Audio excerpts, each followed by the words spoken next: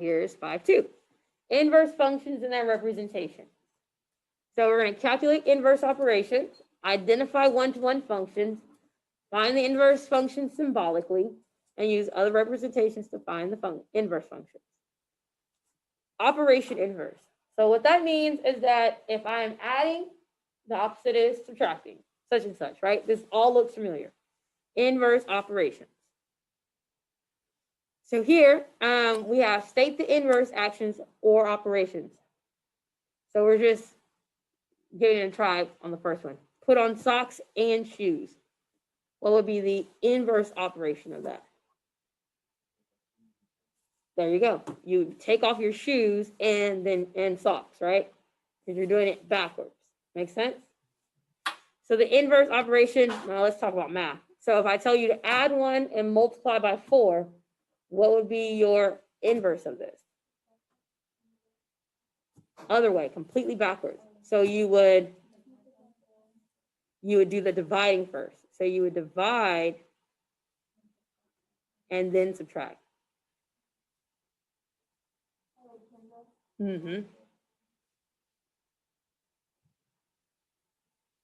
you go literally the inverse, the whole thing backwards. Okay? Cool? And that's why I start off with the socks and shoes. So the socks and shoes are logically, are you going to take your socks off before you take your shoes off? Really? Okay, Gio. Let me see you do that right now. Okay. No, you don't, right? You have to take your shoes off and then your socks. That's why it's the inverse action. Okay? All right, so one-to-one function. What a one-to-one function means is that there are no repeating x's and there are no repeating y's. Your input and your output both do not repeat. Okay? So remember, it's not a function if your output repeats.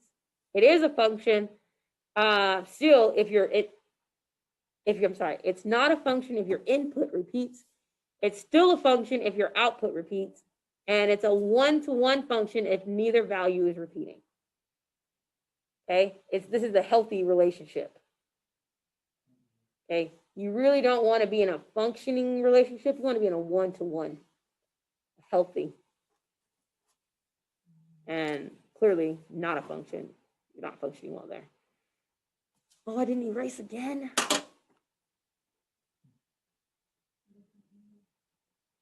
It's not an inverse, in case you are wondering. And the reason why it's not an inverse is because it's not one-to-one. So a function does not have an inverse if it's not one-to-one. One-to-one functions imply inverse, okay? One-to-one function implies inverse. And that's because I will not have any repeating x values once I am switching it around. Let me pause for a second. All right, so again, we said that this wasn't one-to-one. That's because our output repeats, right? So not one-to-one, and therefore has no inverse. Got it? Easy enough? Do you need more practice with the table? Okay. All right, let's talk about it graphically. So we're going to talk about graphically. So if I look at this graph, when you're talking about, it has to pass the vertical line test and the horizontal line test. So you have to pass VL and HL. If I look at the first graph, this first function, is it one-to-one? No, and it's because it fails HL, right? It's going to fail the horizontal line test. It passes the vertical line test, but it fails the horizontal line test. Is B one-to-one? Yes, it passes the vertical line and horizontal line test. Bam, that's how you tell graphically. How do we feel about identifying one-to-one graphically? Great, easy breezy, lemon squeezy. All right, now how to find the inverse. We have 4 simple steps on how to find the inverse. You want to rewrite using y instead of f of x. You want to switch x and y. You're going to use inverse operations to solve for y. And then you're going to rewrite using y instead of f to the n negative x. That's switched. You're going to rewrite using f to the inverse of x instead of y. Jesus, Shauna. Invert these. Okay. All right. Here we go. Step 1.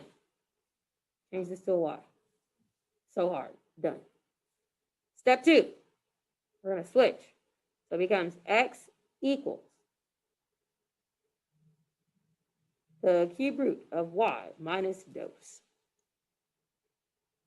And then step 3 is to start getting y by itself.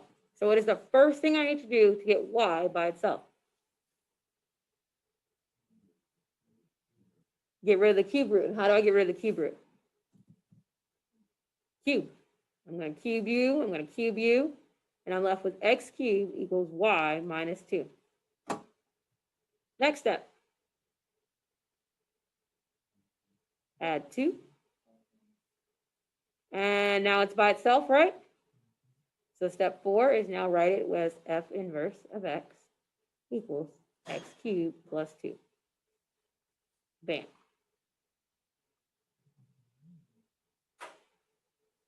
How do you feel? 4 steps. Doable steps? Okay. So what would be the domain of my new inverse? So my inverse is, I just forgot it, x cubed plus 2, right? Yeah. So it's the domain here. All real numbers. What's the range? All real numbers. It's a cubic. So cubic functions go on forever. Left, right, bottom, top. Okay, so to verify that your result from part A is correct, how do I want to tell you to do this? No, you're going to use composition. So you're going to see if f composed of the inverse of x equals x. If it does, then you did it right. If it doesn't, then you did it wrong. So here we go. So I'm going to take this and plug it into that. So I end up with the cube root of x cubed plus 2 minus 2. That's going to give me the cube root of x cubed. And what is the cube root of x cubed? X. So what does that tell me? I'm a genius.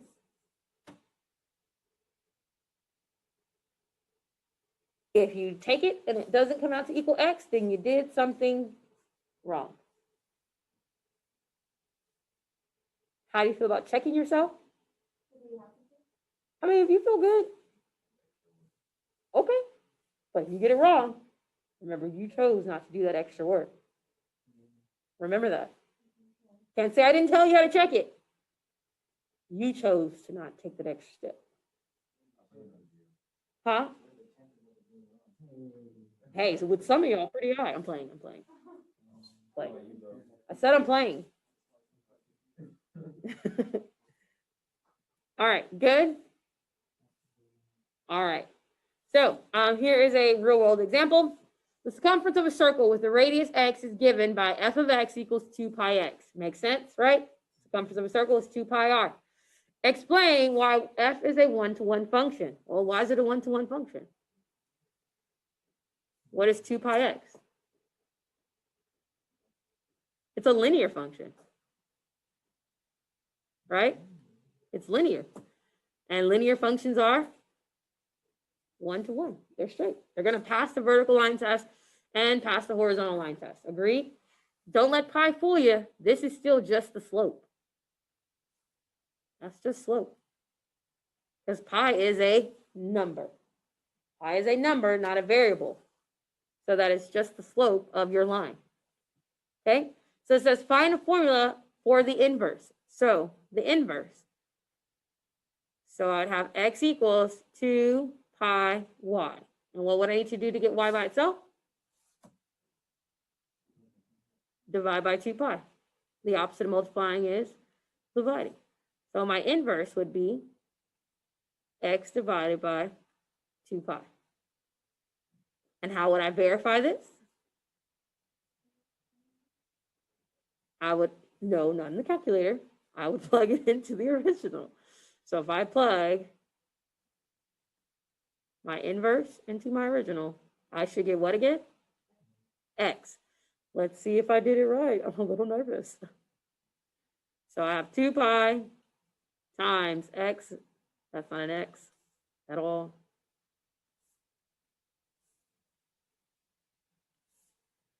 Times x over 2 pi. And what happens to my pi and 2? Cancels. I get an x. Oh my gosh, again. I'm a genius. What was so hard about that? It would take, that was so much work. Oh, okay.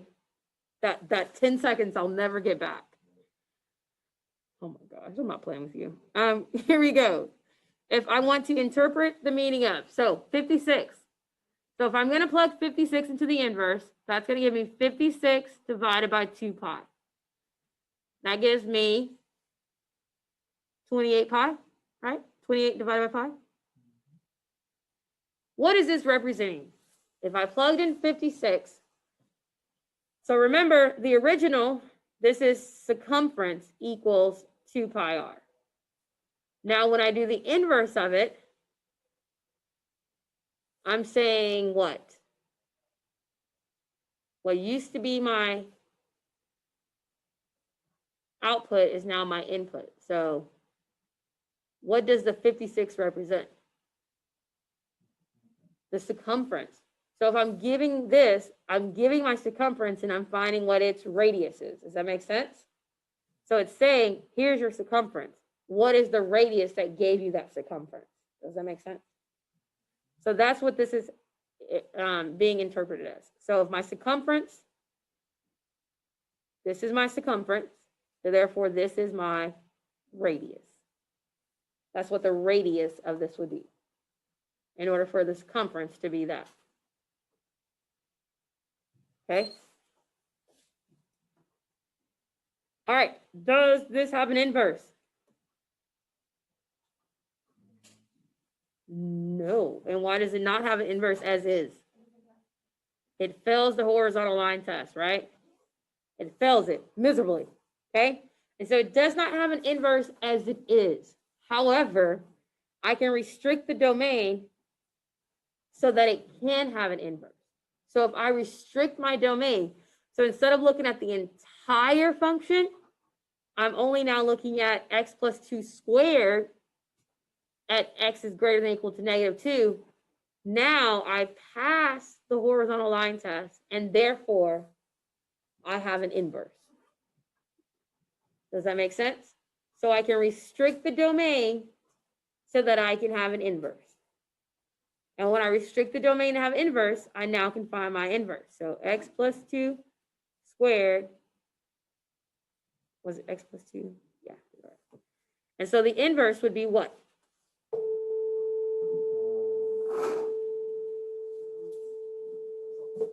X squared minus 2. No, square root. I was making sure you're paying attention.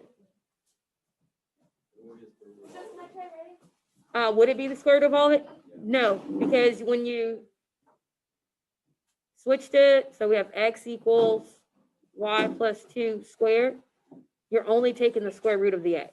So it would be the square root of x equals y plus 2, and now it's the square root of x minus 2. Catch her ready. Yeah, hold on.